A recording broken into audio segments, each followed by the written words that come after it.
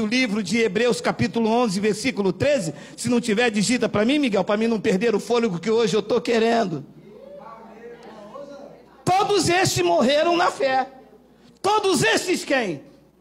Enoque, Noé, todos esses que citam aqui Hebreus capítulo 11, do versículo 13, o apóstolo Paulo diz, todos estes morreram na fé sem ter obtido as promessas.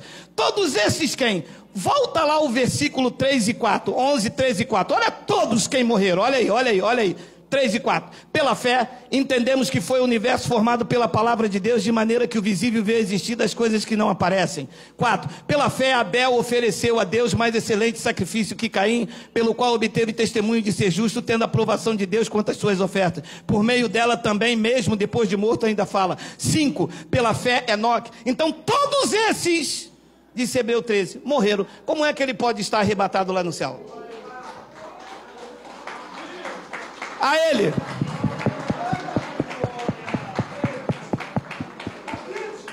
E a clássica passagem de Paulo. 1 Tessalonicenses capítulo 4, versículo 15 ao 18. Ora, fica aí, doutor. Tá só um? Fica aí. Vai no banheiro não, tio. Não vai no banheiro não. Fica aí, essa é boa. Fica aí. Usa fraldão, segura. Ora, ainda vos declaramos por palavra, Epístola de Paulo aos Tessalonicenses, capítulo 4, versículo de número 15, primeiro século da era cristã, escrita entre o ano 51 e 53, e é muito importante conhecer a datação do livro, para se compreender os fatos que se aconteceram no primeiro século da era cristã. Isto não foi escrito hoje. Nós não somos futuristas, nem somos preteristas, não somos arminianistas, não somos calvinistas. Nós somos cristãos, nós somos o povo da graça de Deus. Isso que precisa ficar claro. Ora, ainda vos declaramos por palavra do Senhor isto, 2 pontos. Nós os vivos.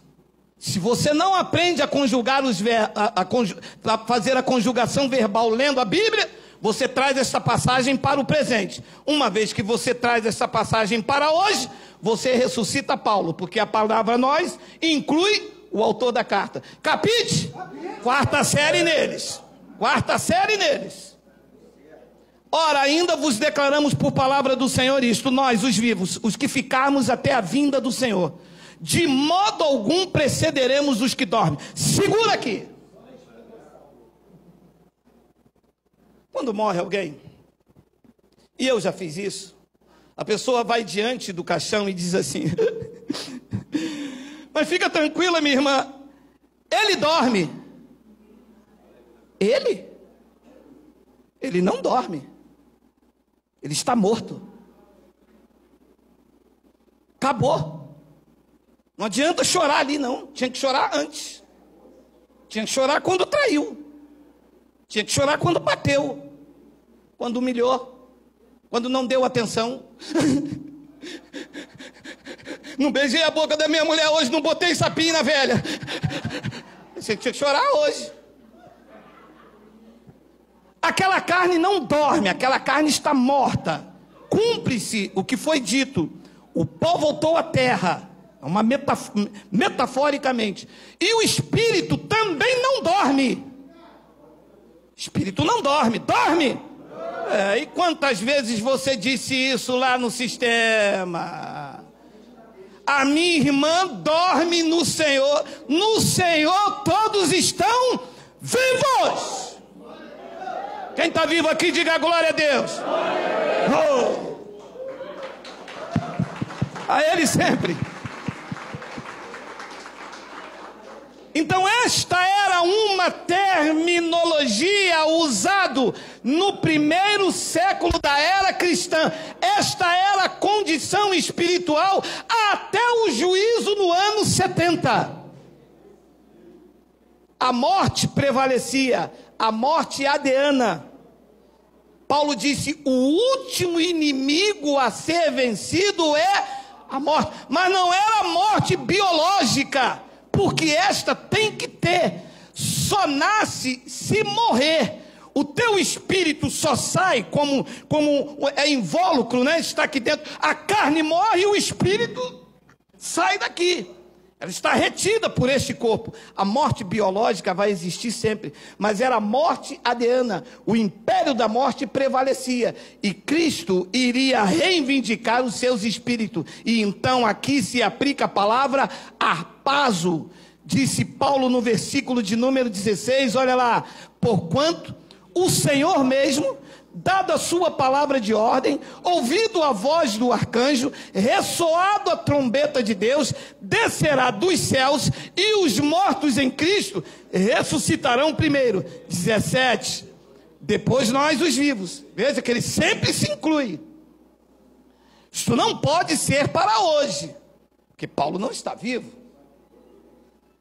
Nós, os vivos, os que ficarmos, seremos arrebatados juntamente com eles.